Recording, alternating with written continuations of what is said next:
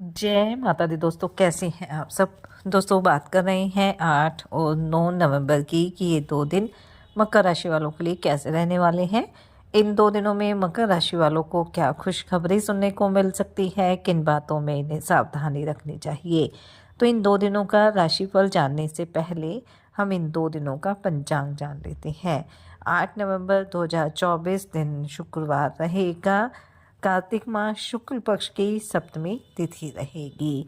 शूल योग रहेगा जो 8:27 तक रहेगा। उसके बाद गण योग प्रारंभ हो जाएगा। उत्तराषाढ़ नक्षत्र रहेगा जो 12:03 तक रहेगा। उसके बाद श्रवण नक्षत्र प्रारंभ हो जाएगा। चंद्रमा मकर राशि में। अभिजित मुहूर्त का समय रहेगा 11:43 से 12:26 तक। राहु काल का समय रहेगा 10:15 से 11:43 तक। अब बात करते हैं 9 नवंबर की। 9 नवंबर 2024 दिन शनिवार रहेगा। कार्तिक माह शुक्ल पक्ष की अष्टमी तिथि जो 10:47 तक रहेगी। उसके बाद नवमी तिथि प्रारंभ हो जाएगी। वृद्धि योग रहेगा। श्रवण नक्षत्र रहेगा जो 11:48 तक रहेगा। उसके बाद घनिष्ठा नक्षत्र प्रारंभ हो जाएगा। चंद्रमा मकर राशि में। अभिजित मुहूर्त का समय रहेगा 11:43 से 12:26 तक। राहु काल का समय रहेगा सुबह 9:22 से 10:43 तक। कार्तिक माह के शुक्ल पक्ष की अष्टमी तिथि को गोपाष्टमी का पर्व मनाया जाता है और ऐसा कहा जाता है कि इस दिन गौ माता की पूजा करने से सभी दुखों का अंत हो जाता है और हमें अपने जीवन में कभी भी दुखों का सामना नहीं करना पड़ता। वैसे भी हमारे हिंदू धर्म में गायों की पूजा का विशेष महत्व है क्योंकि गाय को माता का दर्जा दिया गया है। और इस साल जो गोपाष्टमी का पर्व है वो 9 नवंबर 2024 को है और इस दिन गाय माता की पूजा की जाती है। गाय बछड़े दोनों को सजाया जाता है और सुख समृद्धि की कामना से उनकी पूजा की जाती है। एक ये भी मान्यता है कि इसी दिन गोपाष्टमी के दिन ही सबसे पहले भगवान श्री कृष्ण ने गायों को चराना आरंभ किया था। इसलिए इस दिन गौ माता के साथ साथ बछड़े की पूजा भी की जाती है। और जो भी जातक गोपाष्टमी के दिन विधि विधान से गाय माता का पूजन व उसकी सेवा करता है तो उन्हें देवी देवताओं का आशीर्वाद प्राप्त होता है और गाय की पूजा करने से भगवान श्री कृष्ण प्रसन्न होते हैं और अपने भक्तों पर कृपा दृष्टि बनाए रखते हैं। इस दिन गाय माता की पूजा करने से घर में सुख समृद्धि और शांति का वास होता है। तो इस दिन आप पूरे विधि विधान के साथ गाय माता और बछड़े की पूजा अर्चना करें। भगवान श्री कृष्ण के समक्ष आप दीपक भी जलाएं। गाय माता को फूलों की माला पहनाएं, उनका पूजन करें, उनकी परिक्रमा करें, उन्हें भोजन कराएं और गाय को आप गुड़ हरा चारा अवश्य खिलाएं। घर में तो सभी के नहीं होती है तो गौशाला में जाकर आप गाय का पूजन कर सकते हैं। इससे भगवान श्री कृष्ण का आशीर्वाद आपके जीवन पर बना रहेगा। साथ ही साथ गौ माँ का आशीर्वाद भी आपको मिलेगा और गौ माता के आशीर्वाद से हमारे घर परिवार में हमेशा बरकत बनी रहेगी। तो चलिए बात कर लेते हैं ये 2 दिन मकर राशि वालों के लिए कैसे रहेंगे। ये 2 दिन मकर राशि वालों के लिए सुखद रहने वाले हैं। इन 2 दिनों में आपको अचानक से कोई बड़ा लाभ मिल सकता है। आपके रुके हुए कार्य पूरे होने की संभावना रहेगी। काम को लेकर भी कुछ समस्याएं चली आ रही थी तो वह भी काफ़ी हद तक दूर हो जाएगी। तरक्की के नए नए अवसर भी मिलेंगे और किसी भी काम को लेकर अगर आप योजना बनाकर चलेंगे तो समय आपके लिए और भी बेहतर रहेगा। बस आपको ध्यान ये रखना है कि जल्दबाजी में या भावुकता में कोई भी निर्णय लेने से आपको बचना है क्योंकि कहीं ना कहीं इन 2 दिनों में मन थोड़ा सा बेचैन रह सकता है। लेकिन अगर आप समझदारी से चलेंगे, बड़ों की सलाह लेकर चलेंगे तो आपको हर जगह लाभ की प्राप्ति होगी। अगर आप राजनीति की ओर कदम बढ़ा रहे हैं तो कोई बेहतर अवसर आपको मिल सकता है।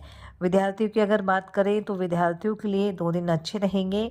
प्रतियोगी परीक्षा में आपको सफलता मिलेगी और किसी स्कॉलरशिप से संबंधित योजना में अगर आप प्रयास कर रहे हैं तो आपको उसमें सफलता मिलने की प्रबल संभावना रहेगी। माता पिता के आशीर्वाद से आपका कोई रुका हुआ काम भी इन 2 दिनों में पूरा हो सकता है।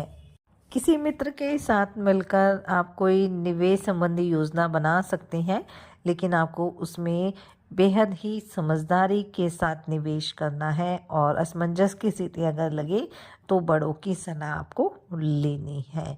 कोई प्रॉपर्टी खरीदना चाह रहे थे, कारोबारी की कोई प्रॉपर्टी से संबंधित डील थी, तो वह भी इन 2 दिनों में फाइनल हो सकती है। बस आपको अपने बड़ों की सलाह ज़रूर लेनी है और जल्दबाजी में किसी तरह का निर्णय नहीं लेना है। इन 2 दिनों में आपका कोई विरोधी आपको परेशान करने की कोशिश कर सकता है, लेकिन आप धैर्य बनाकर चले। आपका जो विरोधी है आपका कुछ नहीं बिगाड़ पाएगा। संतान की तरफ से कोई अच्छी खबर सुनने को मिल सकती है। आपकी संतान आपके लिए कोई उपहार भी लेकर आ सकती है। नौकरी पेशा लोगों के लिए भी समय अच्छा रहेगा। उच्च अधिकारियों का समर्थन मिलने वाला है और सहकर्मियों के साथ जितना तालमेल कायम करके चलेंगे, समय आपके लिए उतना ही बेहतर रहेगा। धर्म कर्म में भी रुचि रहेगी।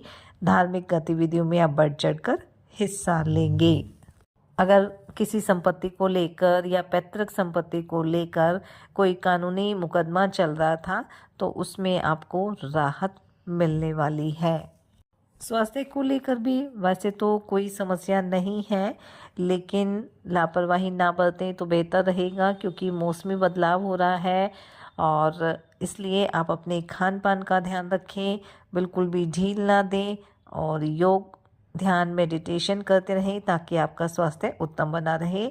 और अगर खान पान में कुछ भी गड़बड़ी हुई तो पेट संबंधी कुछ समस्याएं आपके साथ हो सकती है।